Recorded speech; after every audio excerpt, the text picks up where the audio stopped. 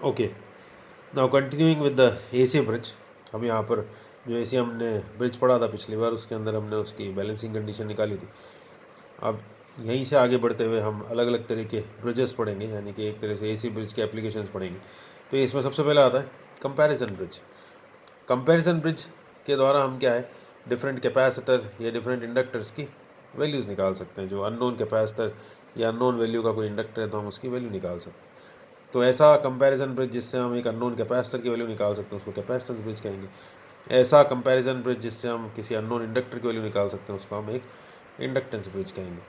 ठीक है, तो सबसे पहले कैपेसिटेंस ब्रिज लेते हैं।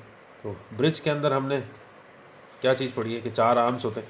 अगर देखें कैपेसिटेंस ब्रिज कैसा होता है तो वो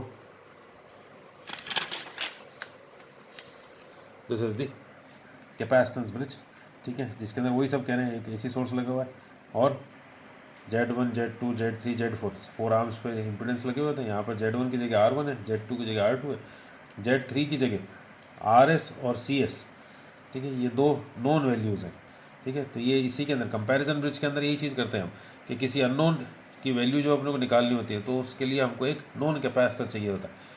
तो यहाँ पर हमने क्या ले लिया, ये एक नॉन कैपेसिटर और एक नॉन रजिस्टर लिया, और ये क्या है, ये अननोन कैपेसिटर और ये इसका रजिस्टेंस है। ठीक है, तो ये जो होते हैं ये R1 और R2, जहाँ Z1 Z2 लगे होते हैं इनको कहते हैं अपन रेशियो आर्म। ठीक है, और ये जो होता है इसको हम कहते हैं स्टैंडर्ड आर्म और इसको कहते हैं अननोन आर्म। तो ये 4 आर्म्स हो गए। तो यहाँ पर यदि देखा जाए तो CS और RS नॉन वैल्यूज़ हैं, R1 R2 ऑब्वियसली नॉन है, हमको CX और RX की वैल्यू निकालनी है। CX is the unknown capacitor, उस capacitance is to be determined कि कितने ये कैपेसिटेंस जो है वो कितने वैल्यू का है। तो हम यहाँ से क्या कर देते हैं कि Z1 R1, Z1 की जगह क्या आ गया यहाँ पे R1, Z2 किसके बराबर हो गया R2 के, Z3 किसके बराबर हो गया रजिस्टेंस प्लस रिएक्टेंस। तो रजिस्टेंस तो है RS प्लस 1/j⍵CS। ठीक है, इसी तरह से लिखते हैं। तो ये यहाँ पे हमने चारों वैल्यूज निकाल रखे, this is Z1, Z2, Z3, RS plus 1/j⍵CS, जे ऊपर ले गए तो माइनस जे हो गया। Z4 ये यहाँ पर it is RX plus 1/j⍵CX, तो वो यहाँ पर कर दिया RX प्लस 1/j⍵CX, जे ऊपर ले गए। ये चारों के चारों वैल्यूज़ हमने बैलेंसिंग कंडीशन जो थी हमारी Z1 Z4 equal to Z2 Z3 जो हमने पिछली बार डिराइव की थी, तो वहाँ पे हम इसको यहाँ से देख लेते हैं। इसको क्या चीज़ हो गई कि यहाँ से वैल्यू पुट करी हमने Z1 Z4। ठीक है, तो ये यहाँ से इसको आगे सॉल्व किया। अब ये रियल टर्म्स हैं, ये इमेजिनरी टर्म्स हैं, दोनों को सेपरेट कर ली। तो सेपरेट करने के बाद क्या आ गया, रियल टर्म्स को सेपरेट किया तो यहाँ पे RX आया, RX की वैल्यू निकाल लिया R2 RS अपॉन R1। ठीक है, फिर यहीं से अपन ने आगे चल के इसके अंदर इमेजिनरी टर्म्स को अलग किया। तो इमेजिनरी टर्म्स को जो अपन ने अलग किया, ठीक है, तो यहाँ से ये चीज़ आ गई। ठीक है, अब यहाँ से क्या चीज़ दिख रही है, देखो CX और RX हम निकाल सकते हैं। हम सिर्फ इसके अंदर करेंगे क्या कि इस ब्रिज के अंदर R1 और RS को वेरी करेंगे और वेरी करके इस ब्रिज को बैलेंस कर देंगे।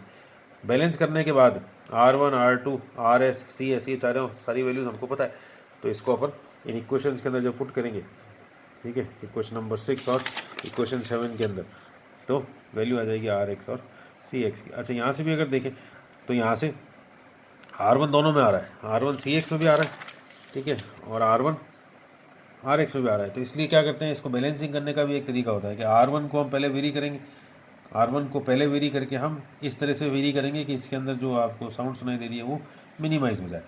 ठीक है, और फिर अब RS को चेंज करेंगे, RS को इस तरह से चेंज करेंगे कि अब आपने मिनिमाइज़ तो पहले ही कर दी, अब वो धीरे धीरे सेट होकर के कम होते होते कितनी हो जाए, 0 हो जाए।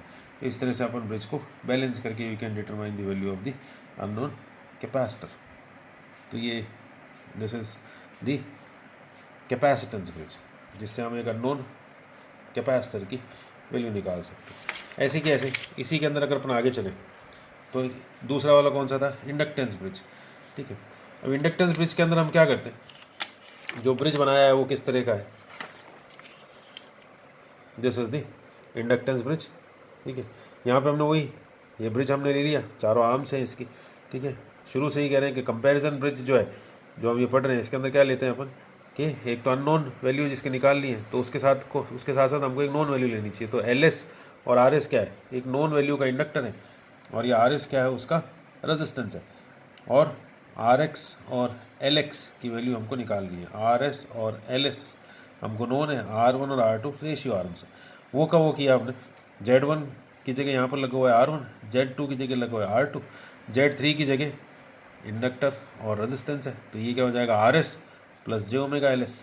ऐसे कैसे ही हो जाएगा RX प्लस जे ओमेगा एल एक्स। तो यहाँ से हमने क्या कर दिया, Z1 Z2 Z3 Z4 की ये वैल्यूज़ लेके और जो बैलेंसिंग कंडीशन थी उसके अंदर पुट कर दिया।